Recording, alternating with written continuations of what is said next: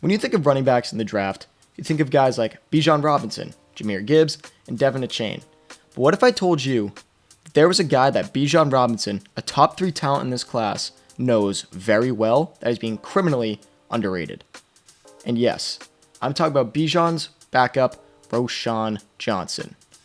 But before I do get in this video, make sure you guys like and subscribe to the channel. All support is very much appreciated, helps me out more than you can see. Now, let's get right into Roschon Johnson. Johnson played all 4 years at Texas and was a backup for the majority of the games he played there. In 2020, he split carries with Bijan, but after that, he really just backed him up the rest of the way.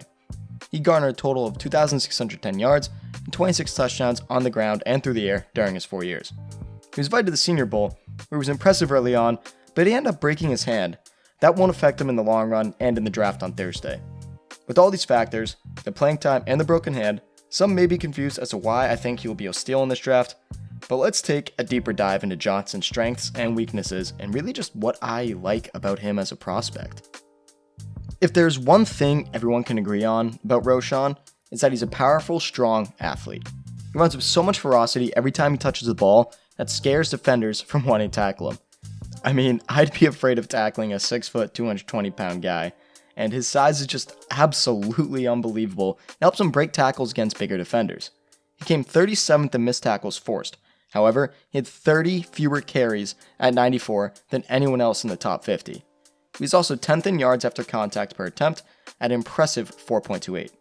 His bruising running style led to a consistent college career, almost always producing when he got into the game, and was a big play machine relative to the role he had. He's got great contact balance as well, never really falling over and able to recover from stumbles and those big hits. But there's one more thing to bring up, is that through his 4 years, he only has one career fumble.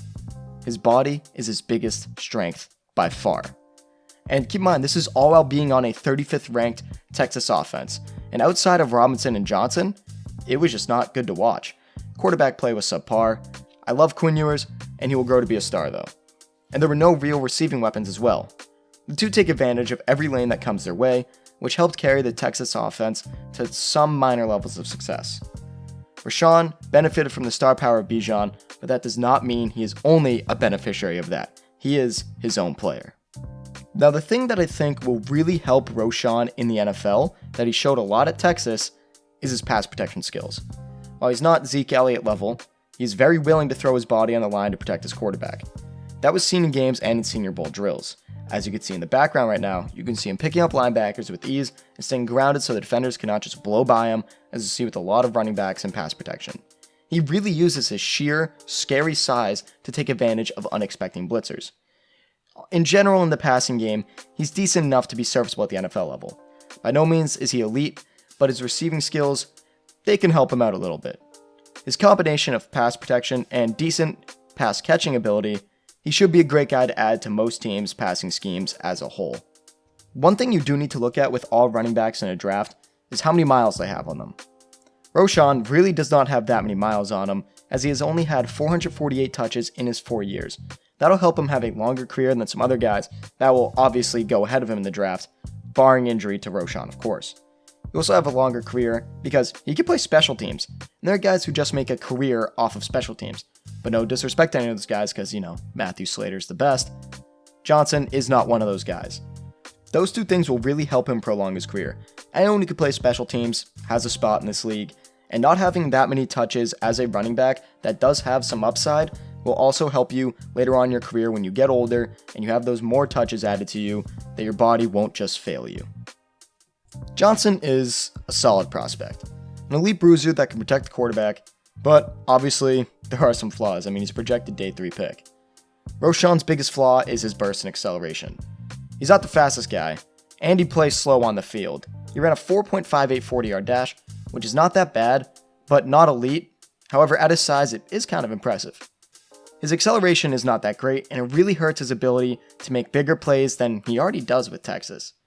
There are times when there are holes that he hits but cannot get further down the field because he just doesn't have the burst to get through them at a good rate. It'll hurt whatever team he goes to because they could be expecting more. Think of it like Jay Ajayi, but a little bit better. And I say that because I remember that one play where he was mic'd up and afterwards like, oh, they dropped my speed on Madden. That's kind of what will happen to Johnson sometimes. You want to see more burst on running backs, but that's not what you are getting with Roschon, which is the biggest reason why he's projected to be an early day 3 pick. When Roschon has slowed down on a run, he has a hard time getting back to top speed too. Sometimes a common trait in backs, but definitely not one you want to have. And also having to do with this lack of burst and acceleration, he cannot really jump into his cuts like other backs in the class. While he did show good lateral quickness and agility at the Senior Bowl, his tape shows that at times he's flat-footed and his footwork can be really choppy, which really leads to him not being able to do some things that he should be able to do. And a lack of burst creates his inability to have great cuts to get to other holes, rather than design ones and get around defenders.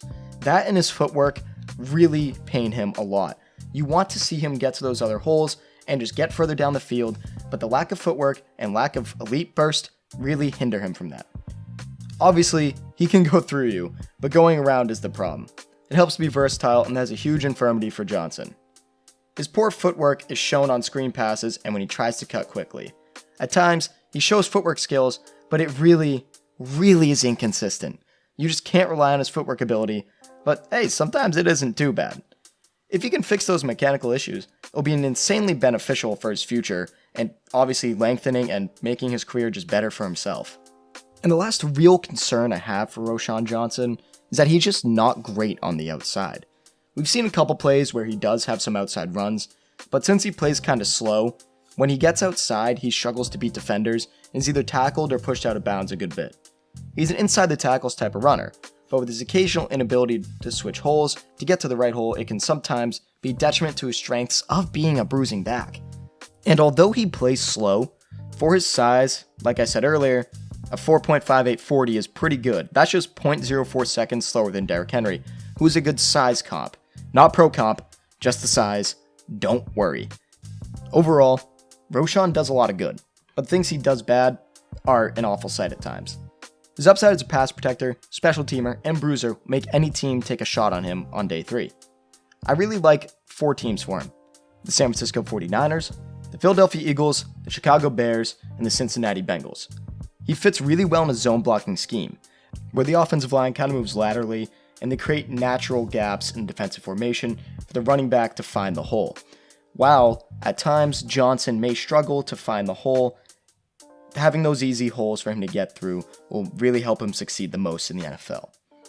He could be a good guy to fit into a running back committee, which much of these teams will rely on this season. I think the Eagles or Bengals would be best. He could be a decent backup or third string to Joe Mixon, depending on his situation, and he can join the Eagles committee as like the third guy in the mix in his rookie year. Runners like Johnson are not that popular nowadays. When they come, they are very valuable to their team in the red zone and in pass pro. Whoever ends up with Johnson will get a guy who can run inside the tackles and be a bruiser, and occasionally get outside and use his size and speed, relative to his size, to create splash plays on his limited carries I will expect him to receive. And although Johnson does lack the hip movement you want in a running back, and he runs a little higher so he's more able to get tackled from down low, if he can fix some of these things like that and his footwork with a good running back coach, I expect Johnson to be a much better back than people might think heading into the 2023 NFL Draft. And with all that being said, that is it for me, guys. Thank you for tuning into Fanatic Sports. If you enjoyed this video, come on, just give it a like and subscribe to the channel. All support is very much appreciated, helps me out more than you know. Also, follow me on Instagram at FanaticSports25 and on Twitter and TikTok at Fanatic Sports. This is Joe of Fanatic Sports, signing off.